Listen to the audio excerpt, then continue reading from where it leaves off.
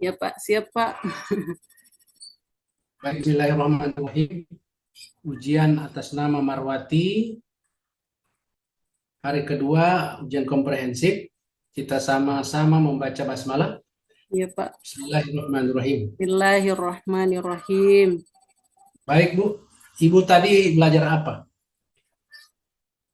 Yang saya pelajari Pak, baca-baca saja Pak. Berdasarkan Apa informasi saja? dari teman yang sudah selesai hukum.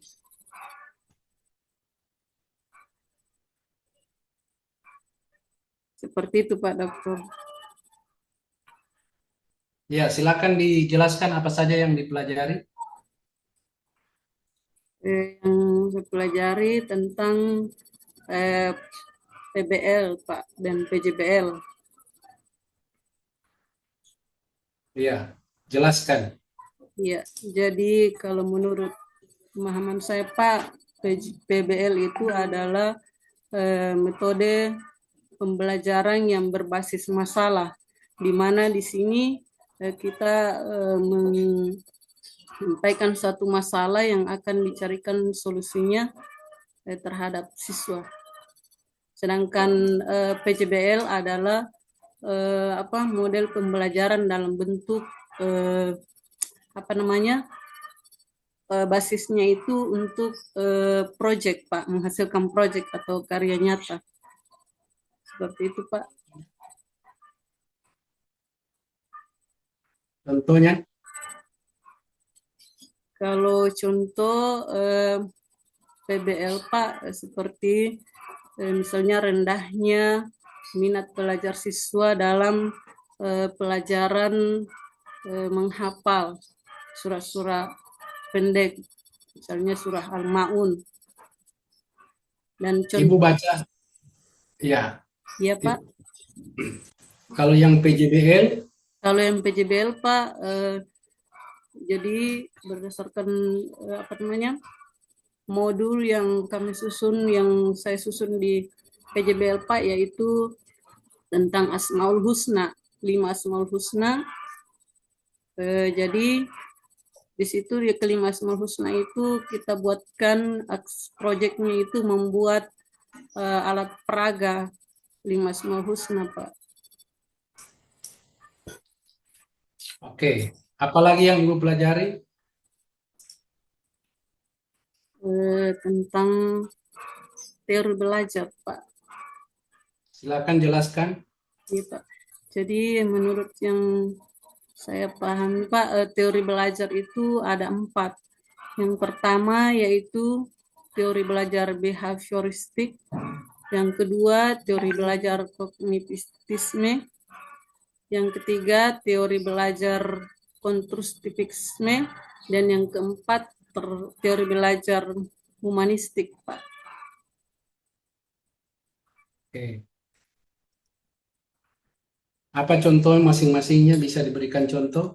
Ya Pak, kalau teori belajar behaviorisme penekanannya adalah untuk perubahan tingkah laku siswa, Pak. Jadi setelah anak diberikan suatu soal dan dia bisa menjawab soal dengan bagus, maka kita sebagai seorang guru harus memberikan reward atau hadiah supaya lebih termotivasi lagi untuk belajar lebih giat.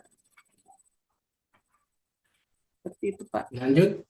Lanjut, kalau teori kognitisme yaitu terkait dengan pemahaman terhadap materi, dalam hal ini pemahaman untuk berpikir Pak tentang materi-materi.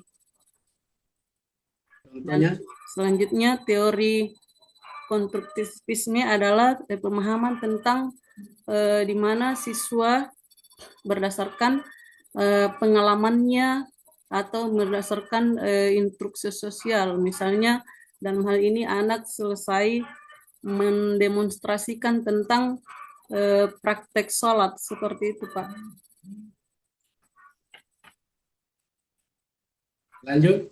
Dan sedangkan teori humanisme yaitu di mana yaitu apa namanya pemahaman yang tentang terkait dengan emosional anak siswa, yaitu di mana kita harus memanusiakan siswa dengan sebaik mungkin supaya hubungan antara guru dengan siswa lebih humanis atau lebih dekat dan tidak ada saling menghargai antara guru dengan siswa, Pak. Yang terkait dengan P5 apa yang Ibu tulis? Judul P5 yang saya sudah susun, Pak. Iya, apa? Iya, Pak. Jadi judul P5 yang sempat kami rancang kemarin waktu di Lokakarya yaitu tentang temanya itu adalah tentang gaya hidup berkelanjutan, Pak. Di mana di gaya hidup berkelanjutan itu kami menyusun tentang pemanfaatan bahan bekas, bahan plastik botol bekas yang akan dijadikan sebagai media tanam hidroponik, Pak. Sudah dibuat? Belum, Pak. Sudah pernah dibuat di sekolah kami, Pak. Itu sudah pernah dirancang. Nah, apa itu yang Ibu angkat? Ibu Jadi itu dilaksanakan oleh guru kelas 4 dalam hal ini fase B, Pak, yaitu kita memberikan kepada siswa tugas untuk mencari botol-botol bekas dan itu yang kita buat berwarna-warni botolnya. Setelah itu kita buatkan simpan tanah di situ untuk dijadikan media tanam tanaman hidroponik, Pak. baik. Hidroponik itu apa saja? Hidroponik itu seperti tanaman bayam, Pak, atau sawi, seperti sawi juga, Pak. Baik. Ibu tahu tentang PTK? PTK tentang apanya itu, Pak? Tentang judul PTK, rumusan masalah, variabel PTK, isi bab-bab PTK. Oh iya, Pak. Jadi berdasarkan PTK yang sudah kami buat di dalam bentuk proposal, judulnya yaitu penerapan media audiovisual dalam meningkatkan kemampuan menghafal Quran Surah Al-Ma'un pada siswa kelas 5 SD MTS Tamarunang Kabupaten Bantaeng pada tahun 2024. Coba Kemudian, Ibu baca surat Al-Ma'un. ya Pak, Silakan baca surat Al-Ma'un. mulai dari ta'awuz dulu ya Pak. Ya. A'udzu billahi minasy syaithanir rajim. Bismillahirrahmanirrahim. أرأيت الذي يكذب بالدين فذلك الذي يدعو اليتيم ولا يحض على طعام المسكين فويل للمصلين الذين هم عن صلاتهم ساهون الذين هم يراءون ويمنعون الماعون صدق الله العظيم. Terjemahkan, Bu. Terjemahannya saya belum bisa, Pak. Berapa, berapa variabel judul penelitiannya? Variabelnya gimana itu? Dilihat dari judul. Dilihat dari judul? Oh ya, Pak. Kalau variabelnya ada dua, Pak. Itu tentang media penerapan audiovisual serta meningkatkan kemampuan menghafal. Baik. Berapa rumusan masalahnya? Rumusan masalah, apakah penerapan media audiovisual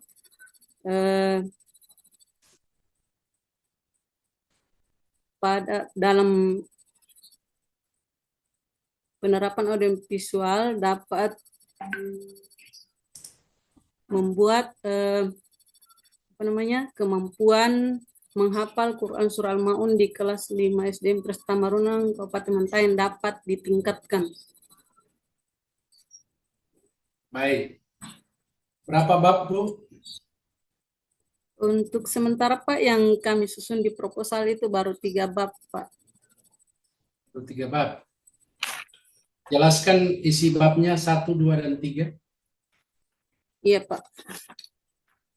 Kalau bab yang pertama yaitu terkait dengan pendahuluan Pak, yaitu identifikasi masalah terkait dengan rumusan masalah, tujuan masalah, dan seperti itu Pak. Bab 2. Bab 2 yaitu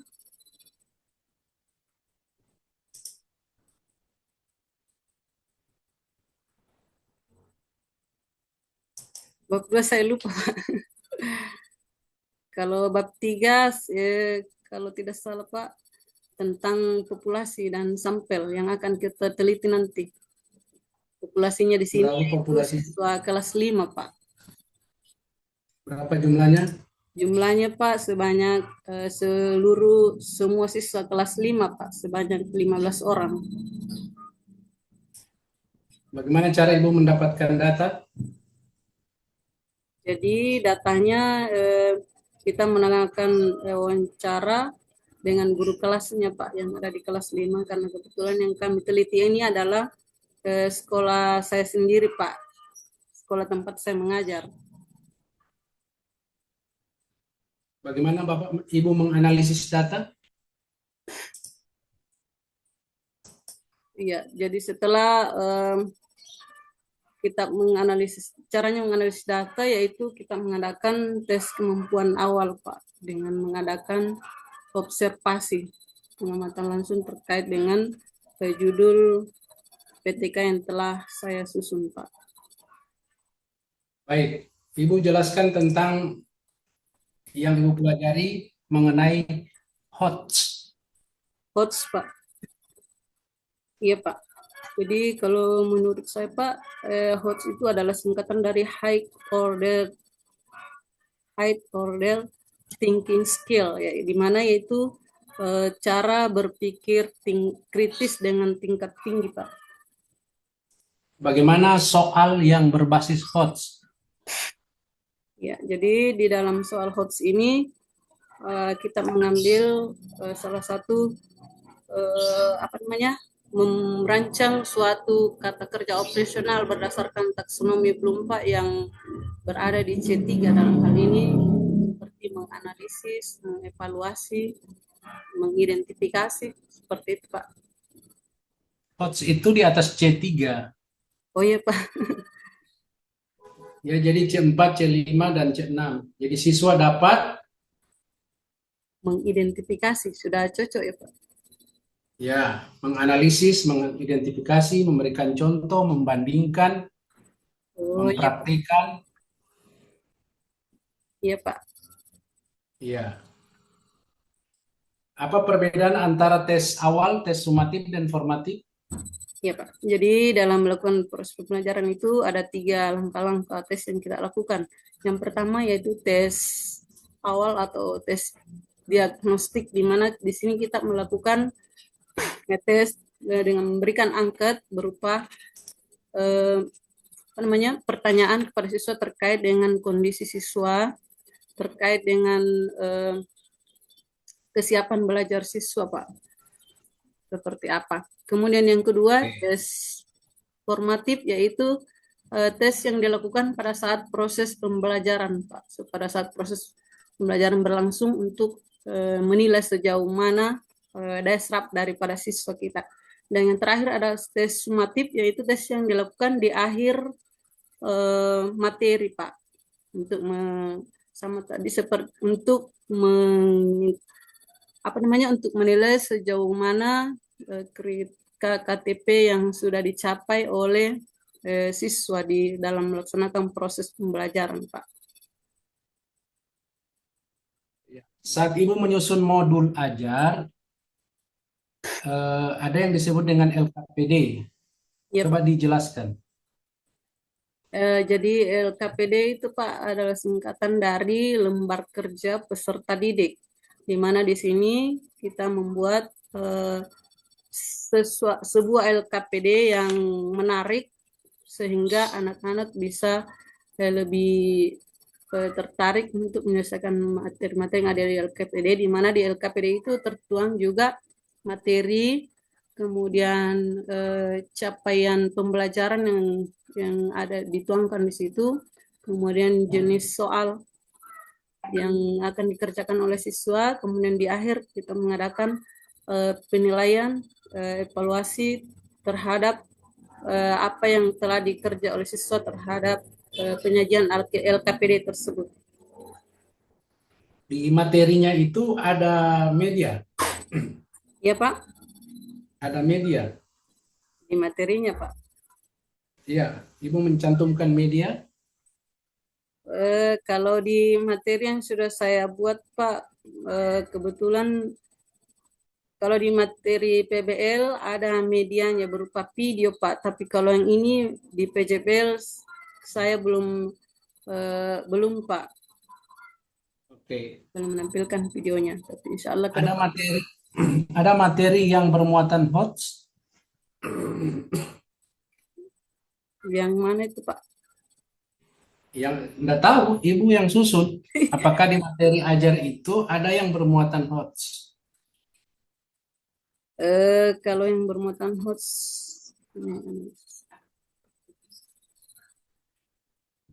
kalau yang materi yang saya susun di PJBL Pak, yaitu tentang 5 Asmaul Husna itu mengartikan mengartikan 5 daripada Asmaul Husna. Apakah itu sudah termasuk soal hoax Pak? Baik. Eh, di dalam materi, apakah Ibu bisa jelaskan tentang faktual, konseptual, prosedural, dan metode Faktual, ya. Jadi di dalam konseptual? penyusunan materi PJBL ini konsepnya adalah tentang penyajian apa namanya materi dalam model pembelajaran berbasis project Pak. Proseduralnya Temanya apa? temanya Pak, jadi dia diangkat dari tema akidah Pak. Iya. Apa itu? Akidah yaitu tentang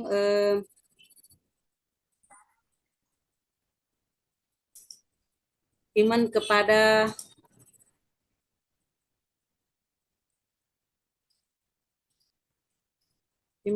Rasul, iman kepada asmaul apa namanya, iman kepada Allah Pak.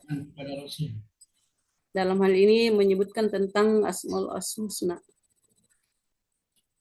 Apa faktualnya? Faktualnya Pak, saya belum paham faktualnya Pak. Nah, faktual itu sesuai fakta. Iya Pak. Kalau temanya tentang beriman kepada Allah, faktanya Allah itu ada atau tidak? Oh, iya Pak.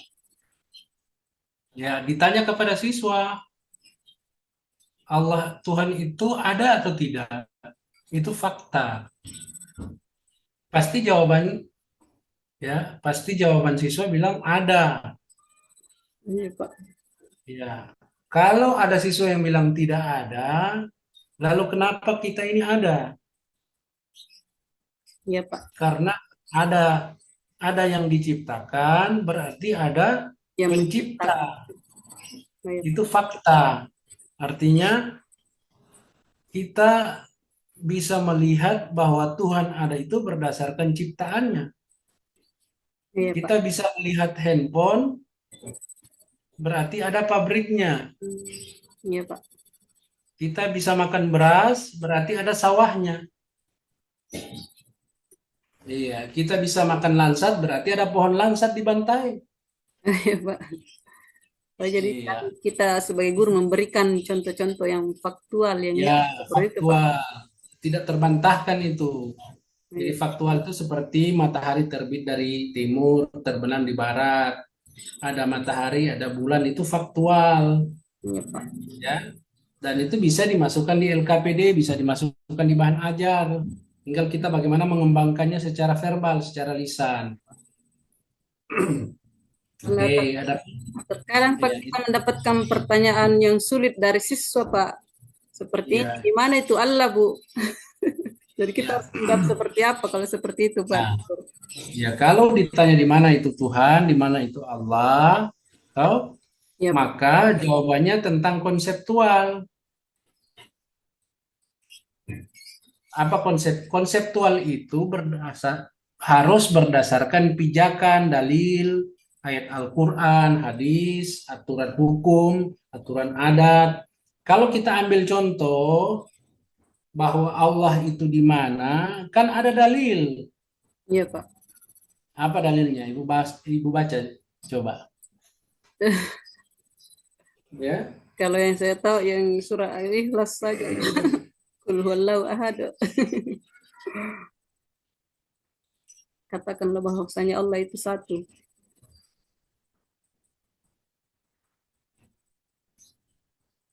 Ibu bisa mengucapkan dalilnya. Belum, Pak. Bisa mungkin disampaikan, Pak. Seperti apa itu dari Kan ada ayat wa idza sa'alaka ibadi anni fa inni qarib.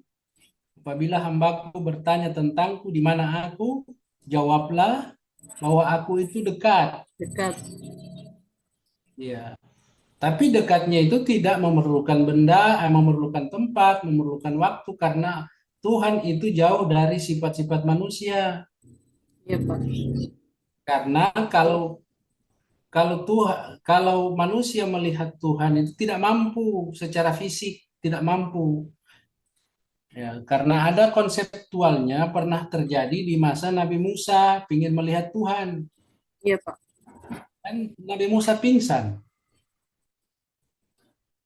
Ya,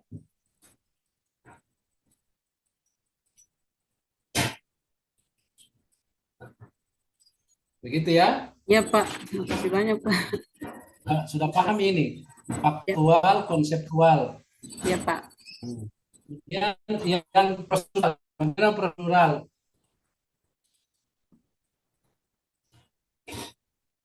Prosedural mungkin langkah-langkahnya atau prosesnya, Pak. Ya, proses apa? Proses yang dilakukan di dalam pembelajaran. Iya, yang dikaitkan dengan materi beriman kepada Allah. Oh, iya, Pak. Apa proseduralnya? Bagaimana caranya kita beribadah, bersyukur, ya? Iya, Pak. Caranya harus sesuai dengan prosedural. Kalau kita bersyukur, beribadah, mensyukuri Allah, mensyukuri nikmat Allah melalui sholat, berarti ada proseduralnya. Iya, Pak. Harus berwudu. Kalau sholat dimulai dari takbiratul ihram, tidak boleh ditukar-tukar. Berwudu juga tidak boleh ditukar-tukar. Itu namanya prosedural, tahapan-tahapannya kan? Begitu, Bu. Iya, Pak. Makasih banyak. Iya. Dan boleh kita lekatkan dengan karena kita ini manusia sebagai ciptaan Tuhan, kita perlu syukuri atas ciptaan kita. Kita diberi mata, kita diberi hidung, kita diberi mulut, kaki, tangan. Kalau secara prosedural, boleh kita dekatkan pemahaman siswa. Andai saja mata satu kita di belakang, mata satu kita di depan, itu bagaimana cara melihatnya? Betul, Pak. Sungguh kuasanya Iya. Allah. Kalau umpamanya mata kita tidak ditaruh bulu mata, tidak ditaruh alis, itu kan cepat sekali kita kena debu. Iya, Pak. Betul. Hmm, Semua ciptaan Tuhan itu bisa didekatkan dengan prosedural, bisa didekatkan dengan konseptual, dengan faktual. Ya, itu tema-temanya begitu. Lalu metakognisi, terakhir metakognisi. Ibu bisa jelaskan? Saya agak lupa itu, Pak. Ya, kalau metakognisi mengarahkan pikiran siswa untuk mencari, memahami hikmah. Oh, Apa hikmah? Apa, dipelajari. kenapa kita diciptakan? Kenapa Tuhan itu wajib disembah? Itu maksudnya. Hikmahnya apa? Ya, kenapa kita harus sholat? Iya, Itu Pak. hikmahnya apa? Jadi metakognisi mengarahkan kita kepada berpikir yang di luar jangkauan, tapi kita mengambil hikmah di balik setiap perilaku. Iya, Pak. Jadi umpamanya, kenapa kita sholat menghadap kiblat, Iya, Pak. tidak menghadap timur? Itu kan bisa dijelaskan metakognisinya. Hikmahnya apa?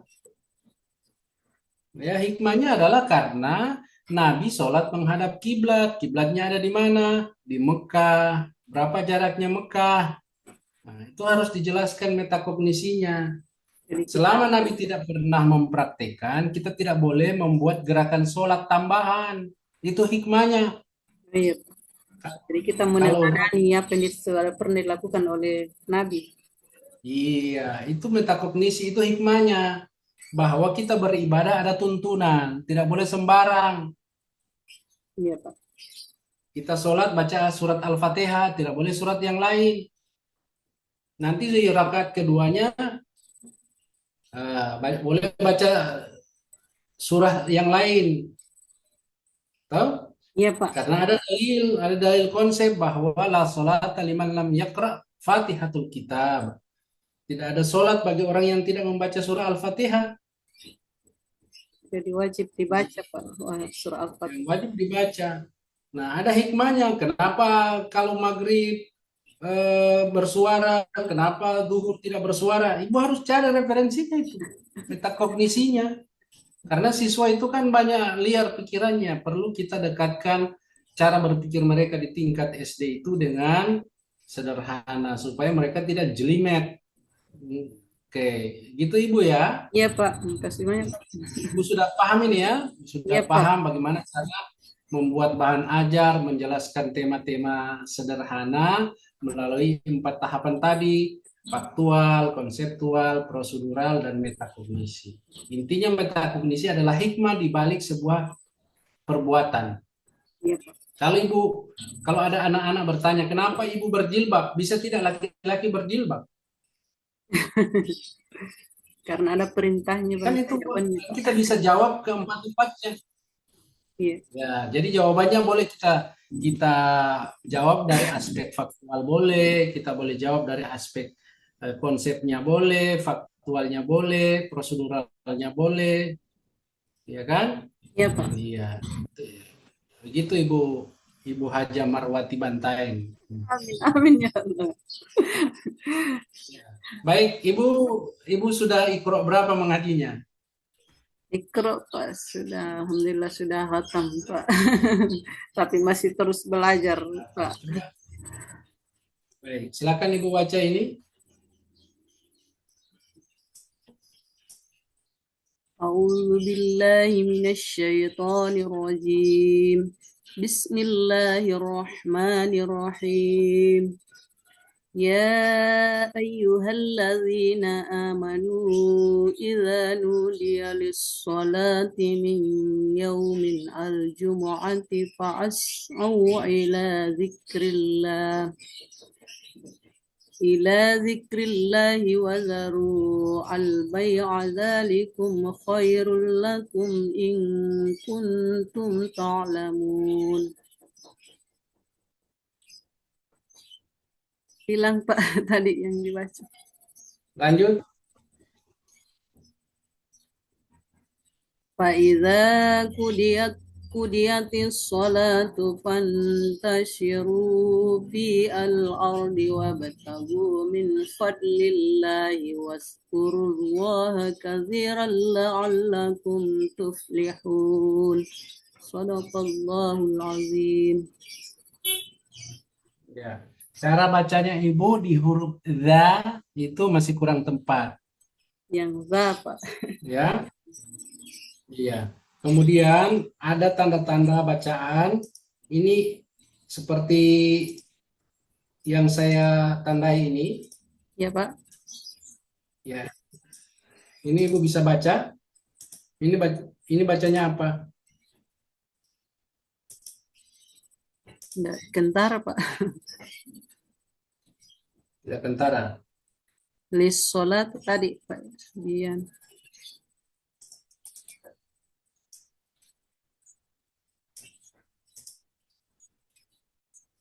Nah,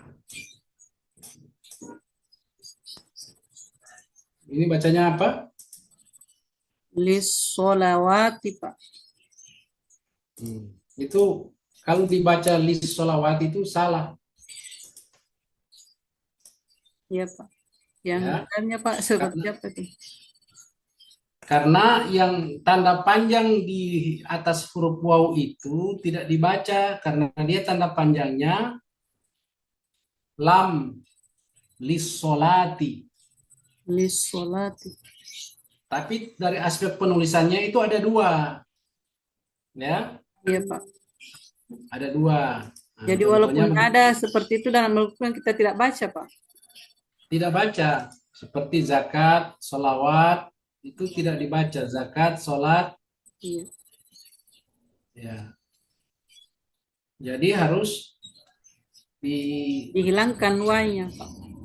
iya, Tapi tetap ada tulisannya di situ. iya. Nah, itu tergantung tulisan Al-Quran. Kalau Al-Quran cetakannya Indonesia itu tidak pakai waw, Iya, Pak. ya, tidak pakai waw, tapi dia pakai alif. Iya, Pak. Karena biasanya beda-beda yang terbitan Kementerian Agama juga beda lagi, Pak.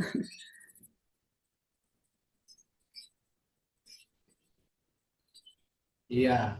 Ibu lihat ini yang saya tulis Bisa, Pak. Yang pertama pakai waw. apa? Yang pertama, Pak, pada waw sesudah Ya, lam. Dan yang kedua, lamnya itu ada alif di sampingnya jadi panjang. ya. Nah, ini tulisannya Madinah. Yang satu, Iya, yang Pak. pakai waw ini tulisannya Mushaf Madinah. Musab Madinah. Jadi dia tidak dibaca.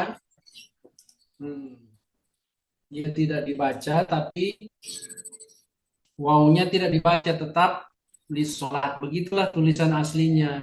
Iya, Pak.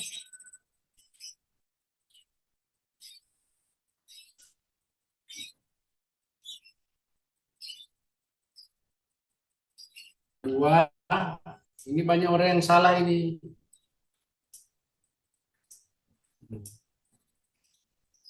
Yang mana Ibu itu, Pak? lihat nggak?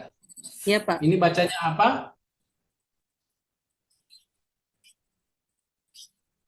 Yang mana, Pak? Fas'au. Pas out.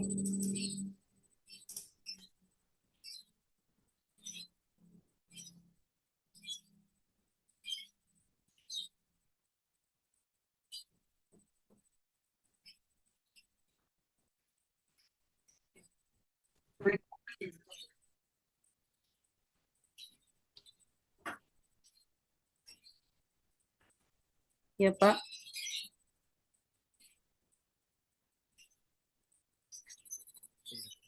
Ini bacanya apa? Hilang share screen-nya, Pak.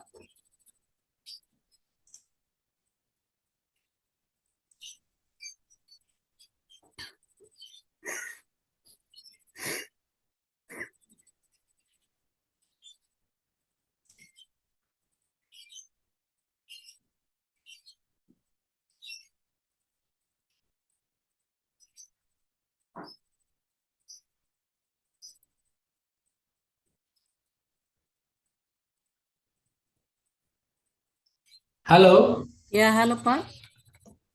kelihatan? Belum, Kedengaran? Pak. Hilang share screen-nya tadi, Pak.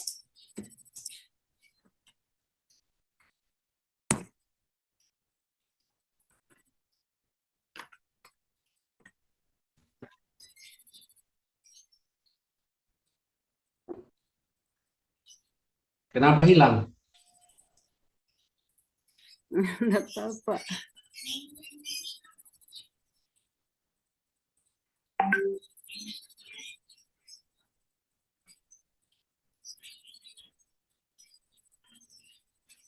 Tidak muncul di sini, Pak. Ya, ini sudah ada, Pak.